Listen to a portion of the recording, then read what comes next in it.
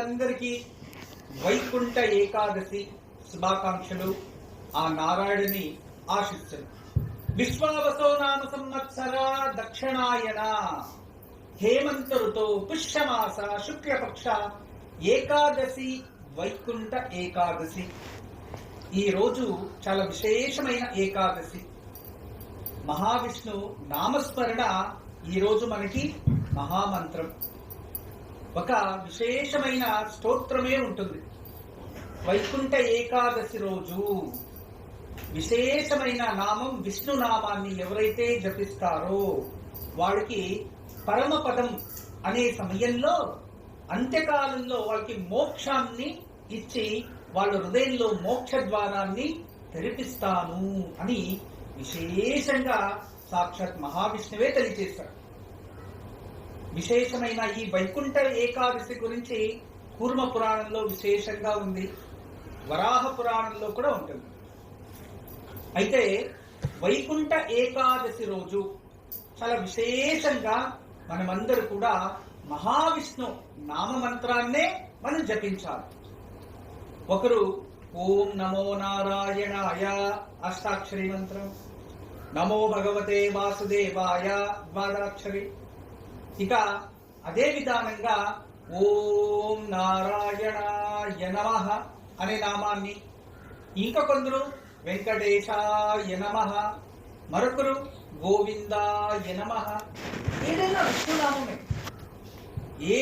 విష్ణునామమే అయితే ఓం విష్ణువే నమః అనే నామం ఈరోజు ఉపేంద్ర రూపంగా మహావిష్ణు అవతరించిన రోజు.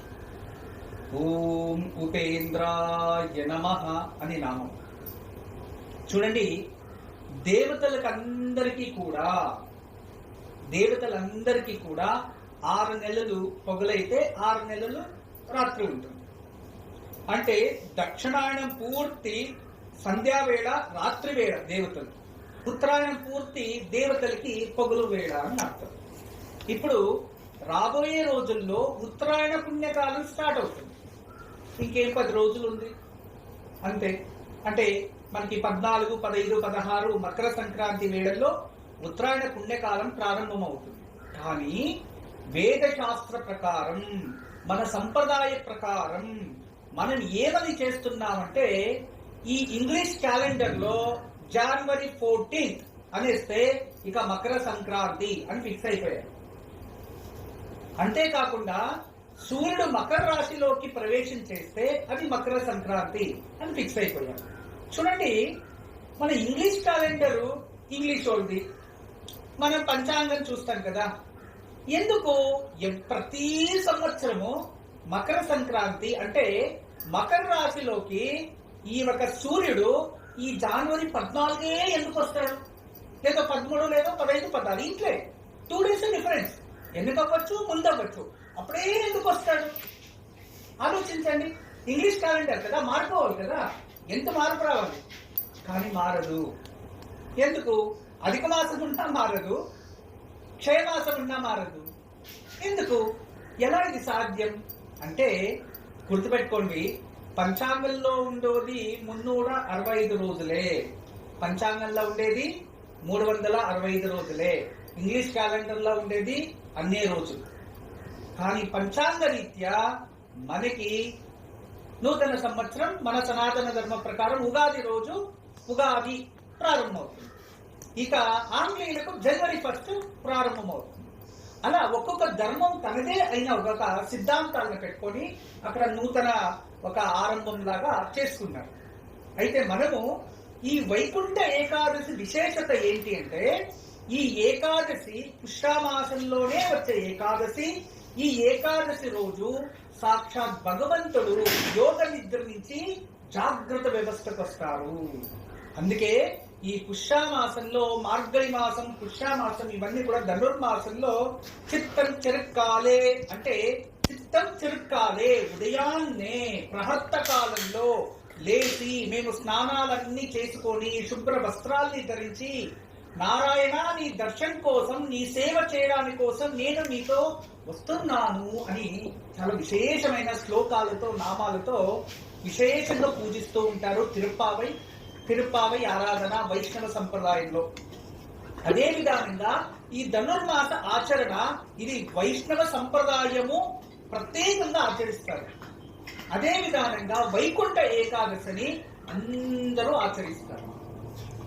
శైవాగమికులు ఆచరిస్తారు, వైష్ణవ ఆగమికులు ఆచరిస్తారు, ఇంకా వేరే ఇంకేదైతే సనాతన ధర్మంలో ఆగమ సిద్ధాంతాలు ఉంటాయో వీళ్ళందరూ కూడా వైకుంఠ ఏకాదశిని ఆచరిస్తారు. ఈ వైకుంఠ ఏకాదశి రోజు ఉదయాన్నే అంటే భగవంతుడు యోగ నిద్రలో నుంచి ఈ రోజు జాగ్రత్త వ్యవస్థకు వస్తారు.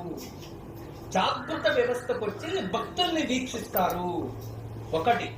రెండోది, ఇదే రోజు విశేషంగా పితృదేవతలందరికీ కూడా వారికి ఉత్తర ద్వారాన్ని తెరిచి ఆ ఉత్తర ద్వారం వైపు నుంచి దర్శనమిస్తారు.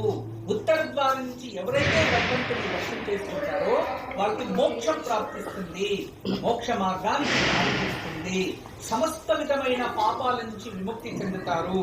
అంతేకాదు ఈ ఒక వైకుంఠ ఏకాదశి రోజు నారాయణ నామస్మరణ చేసి ఉత్తర ద్వారంలో మహావిష్ణుని దర్శనం చేసుకోవడం వలన వాళ్ళ పూర్వాజిత కర్మఫలాలు ప్రారంభ కర్మఫలాలు నశించబడతాయి, మోక్ష మార్గాన్ని ఎన్నుకుంటారు, ఆధ్యాత్మిక శక్తి వాళ్ళలో ఇటువంటి దివ్యమైన రోజు మనమందరూ కూడా మహావిష్ణు నామ మంత్రాన్ని జపించాలి కదా. అయితే ఈ రోజు ఏ నామాన్ని మనం జపించాలి అంటే ఓం విష్ణవే నమః అనే నామాన్ని జపించాలి. మీరు ఎన్ని నామాలైనా జపించండి, మన రోజంతా మాత్రం విష్ణుహో విష్ణుహో విష్ణుహో ఓం విష్ణవే నమః ఓం విష్ణవే నమః ఓం విష్ణవే నమః ఈ నామాన్నే జపించాలి. ఈ నామాన్ని మీరు జపించడం వలన సాక్షాత్ నారాయణుల అనుగ్రహం మీపై ఉంటుంది. అంతేకాదు అప్పుడు మీ హృదయంలో మోక్ష మార్గం అనేది ప్రజ్వలిస్తుంది, ఆ ఒక డోర్ ఓపెన్ అవుతుంది. అందులో వెలుగు నారాయణుడు మన హృదయ స్థానం నుంచి ఇక్కడ శిరస్సు స్థానం వైకుంఠ స్థానానికి ఆ ఒక ఆధ్యాత్మిక శక్తి పెరుగుతుంది. ఈ రోజు హృదయ చక్రంలో మహావిష్ణువు ఉంటారు. మనకి చక్రాలు తెలుసు కదా. ఈ రోజు హృదయ చక్రంలో మహావిష్ణువు ఉంటారు. ఎవరైతే మీ మనసుని హృదయ చక్రంలో కేంద్రీకరించి ఆ విష్ణువే నమః అనే నామాన్ని జపించడం వల్ల హృదయ స్థానంలో ఆ విష్ణు వెలుగు అనేది కాంతి రూపంగా వెలిగి మీ హృదయము శాంతత అవుతుంది, కోపము ద్వేషము తగ్గిపోతుంది. అంతేకాదు మన జీవితంలో తెలియని కర్మలు, తెలియని సంకటాలు, తెలియని బాధల్లో ముడివేసుకో ఉంటే మంచి మార్గాలు కనబడతాయి. మనమందరూ కూడా భక్తి శ్రద్ధతో ఓం విష్ణవే నమః అనే నామాన్ని ಮಂತ್ರಬಲಂలో ಜಪಿದ್దాಂ. ಇಂಗ್ಲಿಷ್ ಅಂದ್ರೆ ತುಂಬಾ ಇಷ್ಟ, ಅರ್ಥ ಆಗುತ್ತೆ ಎಲ್ಲ ಅಂದ್ರೆ ಮಾತಾಡಕ್ ಬರೋದಿಲ್ಲ ಅಷ್ಟೇ. ಕನ್ನಡದ ಮೂಲಕನೇ ಇಂಗ್ಲಿಷ್ ಕಲಿಯೋಕೆ ಒಂದು ಆಪ್ ಇದೆ, ನೀವು ಟ್ರೈ ಮಂತ್ರಬಲಂలో ಜಪಿದ್దాಂ. ఓం విష్ణవే నమః. ఈ రోజు నామాన్ని జపించండి. చాలా విశేషమైన రోజు. ఈ రోజు ప్రత్యేకంగా మనందరూ కూడా విశేషమైన ఉపవాసాన్ని ఆచరిస్తూ ఉంటారు. ఈ రోజు నిర్జల ఉపహార ఏకాదశి అంటే నిర్జల ఉపవాసం, పానీయ ఉపవాసం. పానీయ అంటే ఏదో బండ్ల పైన రోడ్డు పైన అంటారు కదా, అది కాదు. నీరు సేవించదు. నిర్జల అంటే నీరు కూడా సేవించడం అంటే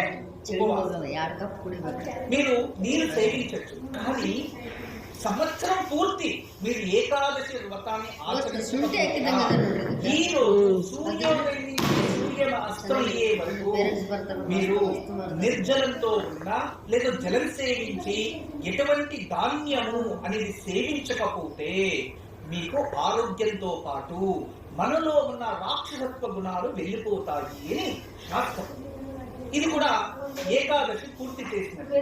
సూర్యాస్తమైన తర్వాత ఏకాదశి కౌంట్ లేదా అంటే ఇక్కడ మురా అనే రాక్షసుడు ఉంటాడు. ఆ మురా అనే రాక్షసుడు యుద్ధం చేసే సమయంలో ఎప్పుడైతే మహావిష్ణువు యుద్ధానికి వస్తున్నాడు అని తెలిస్తే అప్పుడు మహావిష్ణువు యుద్ధానికి వచ్చినప్పుడు ఆయన వెళ్ళి ఆ శక్తిని కాపాడుకోలేక అతను వెళ్ళి ధాన్యంలో దాక్కున్న రోజు ఈ వైకుంఠ ఏకాదశి. అందువలనే ఈ ఏకాదశి రోజు ఎవరైనా ధాన్యం తింటే వాళ్ళ రాక్షస గుణాలు వస్తాయి అని అర్థం. రాక్షస గుణాలు అంటే మోక్ష మార్గాన్ని మనం ఎన్నుకోలేం కదా. ఎలా వస్తుంది? రాక్షస మార్గం ఉంటే మనలో రాక్షసత్వం ఉంటే దానివల్ల ఏదో ఎవరికో బాధ పెట్టింటాం, ఏదో మత్తు పెట్టింటాం, ఏదో చేసి అప్పుడు మనకి ఎలా తెలుస్తుంది? ఆ ఒక రాక్షసత్వం మనలోనే రాకూడదు అనే దృష్టి వల్ల ఎప్పుడు కూడా ఏకాదశిని ఆచరించేవారు. అందుకే ఈ రోజు ధాన్యం ఏకాదశి, ఏ మనతో ఏకాదశి రోజైనా మనము ఉపవాసం అంటే ధాన్యం తినకపోతే రాక్షస గుణాలు రావు. సూర్యుడు అస్తమించిన తర్వాత రాక్షస గుణాలు ఎక్కువ అయితే మనకి ధర్మశాస్త్రంలో యుద్ధము మొదలు మాత్రమే చేస్తారు. సూర్యుడు అస్తమించిన తర్వాత ఇక యుద్ధం చేయరు కదా. అలా ఆయన ఏం చేశారు? సూర్యుడు అస్తమించగానే ఆ సమయంలో మహావిష్ణువు ధ్యానం చేయడానికి కూర్చుంటారు. ఇవన్నీ కూడా విశేషమైన కథ. అయితే ఈ రోజు నిర్జల ఉపవాసం కానీ లేదా పానీయ ఉపవాసాన్ని, జల ఉపవాసాన్ని స్వీకరించి రేపు ఉదయం సూర్యోదయం అయిన తర్వాత ఎవరైనా బ్రాహ్మణులకి మన ఇంటికి ఆహ్వానించి వాళ్ళకి ఆహారం వడ్డించి తదుపరి తినాలి అని. అలా ఇప్పుడు మనము ఇంటికి బ్రాహ్మణుల్ని ఆహ్వానించలేము, బిజీ అయిపోయారంట. అందువలన మనమే ఒక స్వయం పాకదానాన్ని తీసుకెళ్లి ఇచ్చేయచ్చు. అయితే ఈ రోజు ఏమేమి పూజలు చేయాలని, ఎటువంటి పూజలు ఆచరించాలి, ఏంటి విశేషం, దీని వెనుకున్న కథ ఏంటి అనేది ఇప్పుడే తెలియజేస్తా. చూస్తూనే ఉండండి వైకుంఠ ఏకాదశి. వీక్షక బాంధవులందరికీ మరొకసారి వైకుంఠ ఏకాదశి శుభాకాంక్షలు. ఈరోజు వైకుంఠ ఏకాదశి సందర్భంగా మనము మహావిష్ణుకి తులసి అర్చన శ్రేష్టమైనది. ఇక మనం ఈ రోజు మహావిష్ణు దేవాలయానికి వెళ్ళి ఉత్తర ద్వారం నుంచి ప్రవేశం చేసి ఆ మహావిష్ణు దర్శనం చేసుకోవాలి.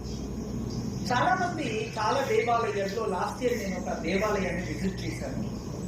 వాళ్ళు ఉత్తర ద్వారం అని పరమటి ద్వారం పెట్టారు.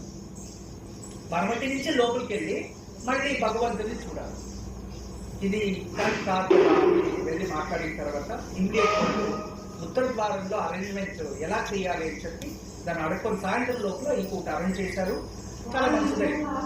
తర్వాత ఇంకొక దేవాలయానికి దానికి ముందు విజిట్ చేశారు. అప్పుడు దక్షిణ ద్వారం నుంచి ఎంట్రీ అయ్యి ఉత్తర ద్వారంలో దర్శనం చేసుకుని వెళ్ళిపోవడం అంటే ఎగ్జిట్. అంటే దక్షిణ ద్వారంలో ఎంట్రీ, ఉత్తర ద్వారంలో ఎగ్జిట్. అలా కాకూడదు. వాళ్ళు ఏం చెప్తున్నారు ధర్మశాస్త్రంలో అంటే ఉత్తర ద్వారం నుంచి ప్రవేశం చేసి మహావిష్ణువు చూడాలి. అప్పుడు ఎలా ఉంటుంది మహావిష్ణువు అంటే మహావిష్ణువు తూర్పు దిశ చూసుకొని అక్కడ మనకు ఆశీస్సులు అందిస్తూ ఉంటారు. అప్పుడు మనం ఏం చేస్తే ఉత్తర దిశ నుంచి వెళ్ళి మహావిష్ణువు చూసుకొని తర్వాత ఉత్తర ద్వారం నుంచి బయటకు రావచ్చు, లేదా తూర్పు దిశ నుంచి బయటకు రావచ్చు.